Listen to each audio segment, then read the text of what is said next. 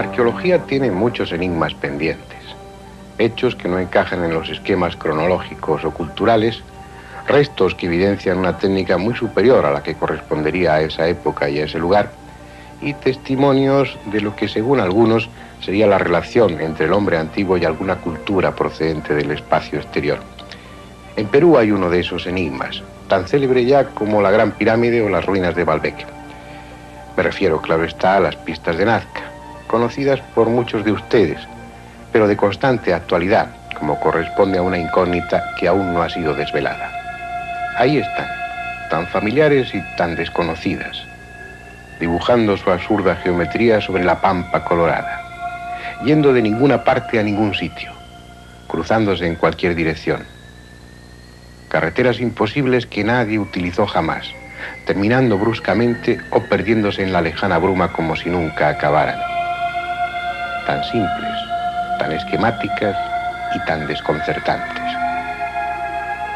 Por todos estos valles y por los que se han pasado, va de luengo el hermoso y gran camino de los incas, y por algunas partes de los arenales se ven señales para que atinen el camino que han de llevar. Esas señales que citó el cronista Pedro Cieza de León en 1551 son probablemente la primera referencia escrita que existe sobre las pistas de Nazca, pero el descubrimiento se le atribuye a Paul Kosok de la Universidad de Long Island, que en 1939 sobrevoló la zona en avioneta estudiando los sistemas de riego de aquella zona. Sin embargo, lo cierto es que un año antes, en 1938, ya se había publicado un trabajo sobre ese mismo tema.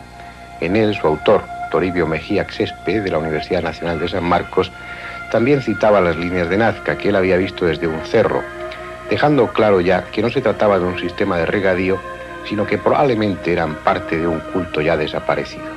En cualquier caso, el mérito del descubrimiento corresponde a quien sobrevoló por primera vez la pampa colorada de Nazca y vio desde el aire las líneas, porque ellas tienen la extraordinaria particularidad de que no están hechas para ser contempladas por hombres comunes, sino por dioses o por gentes con aparatos que volaran. Paul Kosok se sorprendió al observar largas líneas que no encajaban en el concepto que se tenía sobre los canales de riego utilizados por las antiguas culturas, pero ya no le quedó duda alguna de que se trataba de algo distinto cuando atónito vio sobre el suelo perfectamente dibujada la figura esquemática, pero indiscutible, de un pájaro que medía más de 30 metros de longitud.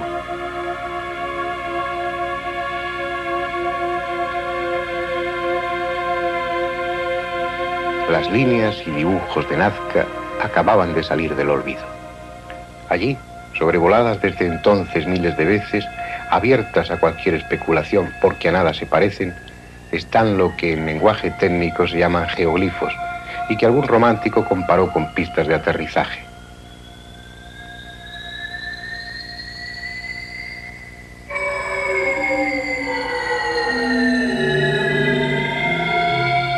La Pampa Colorada es una faja de terreno de unos 50 kilómetros de longitud, 400 al sur de Lima. En parte es una extensa llanura, pero la erosión ha formado quebradas y valles, dejando aisladas pequeñas mesetas. Toda ella está cubierta de líneas y dibujos. Alguien trazó una inmensa red de líneas rectas que se cruzan entre sí, que a veces divergen desde puntos concretos y que en su mayoría parecen dibujadas sin razón aparente alguna. Entre ellas se incluyen espirales, líneas en zigzag, rectángulos, trapecios, triángulos y figuras de animales, mamíferos, arácnidos, peces, reptiles, aves y hasta hombres de curioso aspecto.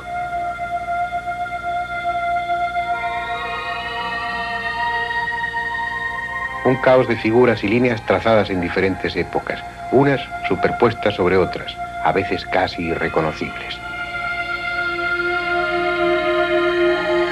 Para ordenar un poco esta visita a las pistas de Nazca, tal vez sea conveniente hacerlo mientras respondemos a preguntas tan aparentemente simples como estas.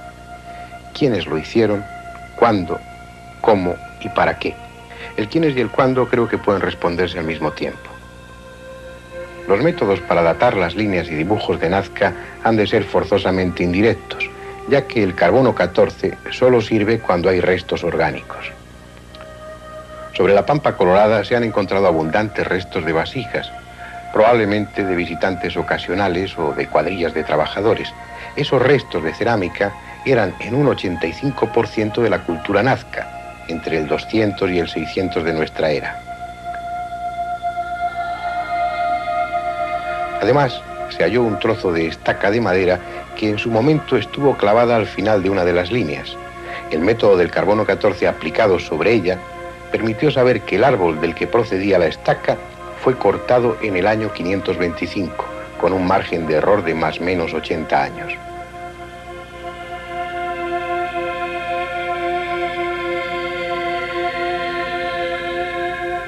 Así pues, podemos decir, sin gran riesgo de equivocarnos, que las pistas de Nazca fueron trazadas hace 1500 años por unas gentes que constituían la cultura del mismo nombre, la cultura nazca. Pero nada hay en ese pueblo y en esa época que refleje un conocimiento superior o diferente al de otros pueblos de América pertenecientes a ese horizonte cultural, esto es, entre el 200 y el 600 después de Cristo. Sí tenían un cuidado muy especial en su atuendo. De esa época y de esa zona hay varias cabezas de momias con peinados muy elaborados. Entre el ajuar funerario encontrado en los enterramientos de la cultura nazca hay máscaras de oro y plata, plumas, adornos, brazaletes, vasos, dijes y otros objetos que reflejan unos aceptables conocimientos de metalurgia.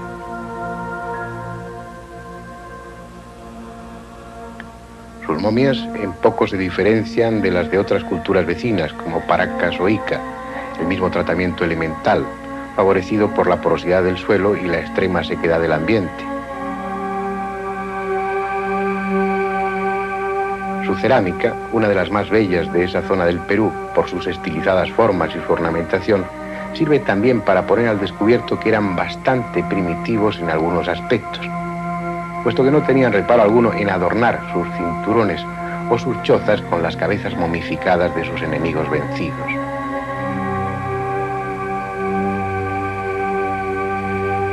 Es un tema que se repite con frecuencia en la cerámica y en tejidos.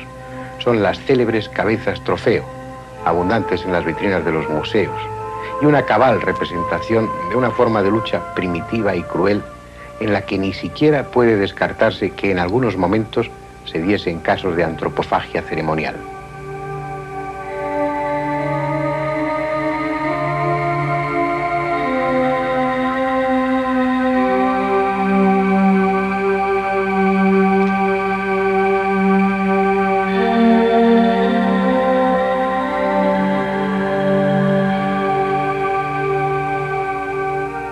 Es decir, la cultura de Nazca, probable autora de los geoglifos de Pampa Colorada, se caracteriza por su bella cerámica y poco más, si acaso su destreza en construir, en fabricar tejidos y mantos que heredó de la vieja cultura de Paracas.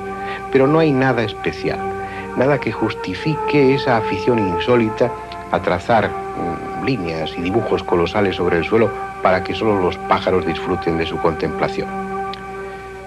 Bien, sabemos, con poco riesgo de equivocarnos, quiénes lo hicieron y cuándo. Veamos ahora el cómo. La costa meridional de Perú tiene una alineación de cerros y pequeños montes que corren de norte a sur. Más hacia el este se hallan las estribaciones de los Andes. Entre ambas zonas elevadas queda una larga cuenca que durante milenios ha recibido los productos de erosión arrastrados desde los dos lados. Ese material de erosión que ha formado la llanura encajonada está constituido por tierra fina de color claro. Posteriormente, violentos aluviones cubrieron ese terreno con otro material distinto, piedras de diferente tamaño, desde guijarros a cantos rodados, que se caracterizan por su color pardo rojizo, consecuente a su alto contenido en óxido de hierro.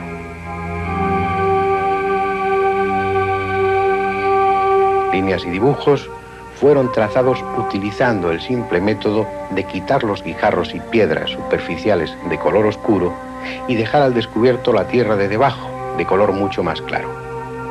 En ocasiones, la tierra fue arañada en surcos de escasa profundidad, de unos 30 centímetros como máximo, y los límites de los dibujos quedaron reforzados por el almacenamiento de las piedras que se habían quitado. Aunque el sistema es sencillo, no deja de representar un gran esfuerzo. Según se ha podido comprobar en experiencias recientes, los grandes rectángulos necesitaron de 300 personas durante 2 meses, en jornadas de trabajo de sol a sol. Por lo que se refiere a las líneas estrechas, el trabajo debió ser parecido porque, aunque estrechas, son considerablemente largas. A pesar de ser un sistema tan simple, el resultado fue espléndido.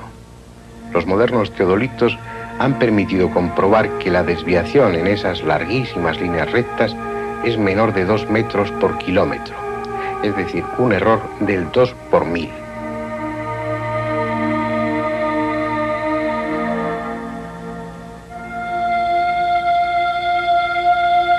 Aún así, la realización de las figuras de animales debió ser mucho más compleja, sobre todo si se tiene en cuenta que la longitud de ellas va de los 50 a los 150 metros y están ejecutadas con tal perfección, con tal estilización, utilizando líneas de un solo trazo, que cuesta entender cómo lo hicieron.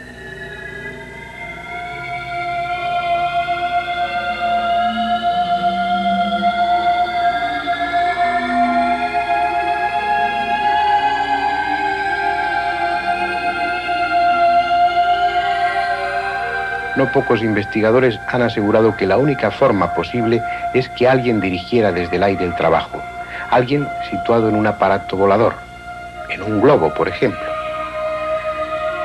Y pudieron poseer globos, por increíble que parezca. En noviembre de 1975, 2 aventureros, Julian Knott de Inglaterra y Jim Woodman de Estados Unidos, se elevaron sobre la Pampa Colorada en un globo de aire caliente del que colgaba una frágil barquilla de totora. Los materiales utilizados en la confección del globo, tejidos, impermeabilizantes, cuerdas, barquilla, fueron materiales que estaban al alcance de los antiguos habitantes de la Pampa Colorada. Es decir, sus medios técnicos les habrían permitido construir globos de aire caliente, lo que no quiere decir que lo hicieran. De haberlo conseguido, un invento de esa envergadura no se habría mantenido secreto durante mucho tiempo.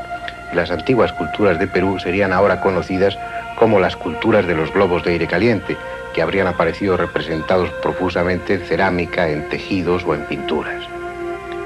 No hay por hoy explicación. Las grandes figuras de animales o las espirales representan mucho más que intuición o sentido artístico.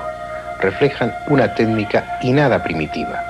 Los que están familiarizados con los trabajos topográficos saben las dificultades que aún hoy se presentarían para la ejecución de figuras tan grandes, aunque fuese partiendo de otras iguales dibujadas a una escala menor.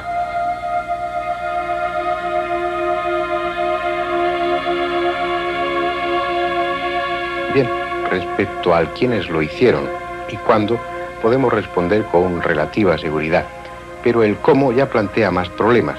Una parte, la de hacerlas visibles, sí está resuelta.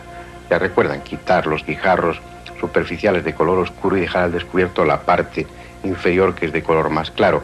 Pero en lo que se refiere a la ejecución y a la planificación de las figuras complejas, ya no hay respuesta. Vamos a intentarlo pues con la última pregunta, tal vez la más inquietante. ¿Para qué lo hicieron?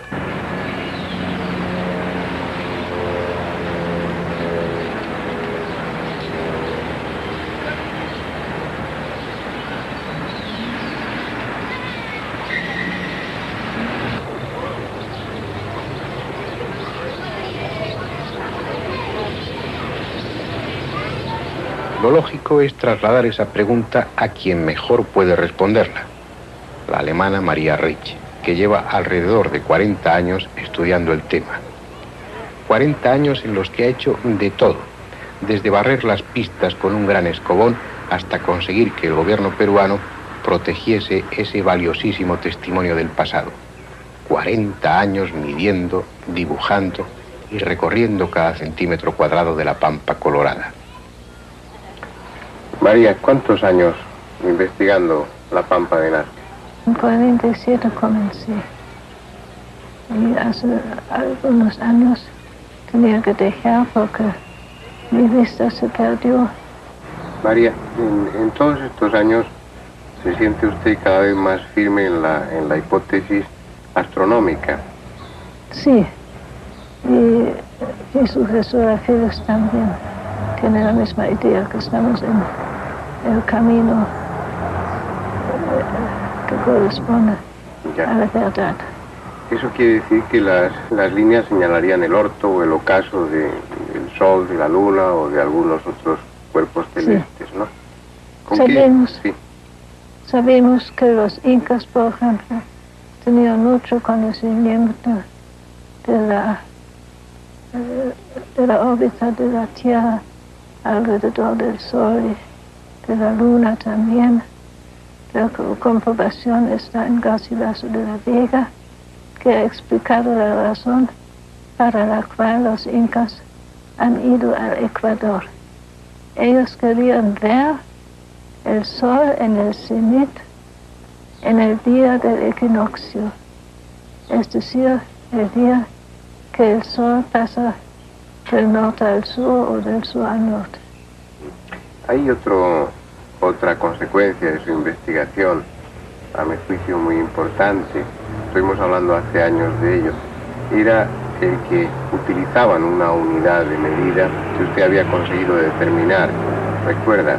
Sí, esto es muy importante porque la clave para leer este documento inmenso son dos cosas, las direcciones y las dimensiones.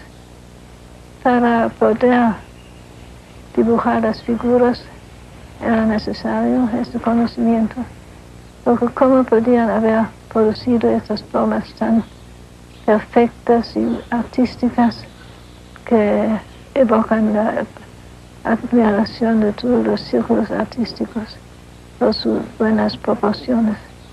Estas proporciones tienen que haber tenido su modelo a escala pequeña, porque la figura grande no se ve a la vez excepto de grandes alturas. Ya, hay otra cosa, María. Usted reflejaba en su libro la inquietud de que por las variaciones que se están produciendo en el microclima, las pistas corran peligro de desaparecer o de irse alterando. ¿Cree usted que se han puesto los medios para evitar eso o que indefectiblemente las pistas están condenadas con el tiempo a desaparecer? Esto no sabemos, porque si hay unas grandes inundaciones, por ejemplo, en Barras, todo se puede convertir en una laguna inmensa. Pero yo creo que esto podría producirse en siglos venideros. ¿Te puedo hacer una pregunta indiscreta, María? ¿Cuántos años tiene ya? ¿Yo? Sí. 85, yo creo. Bueno. ¿Está satisfecha de su trabajo en Nazca o cree que hay mucho por hacer aún? Hay mucho por hacer, mucho. Hay muchos sitios que tienen que estudiarse, todo con sus direcciones y dimensiones muy exactas.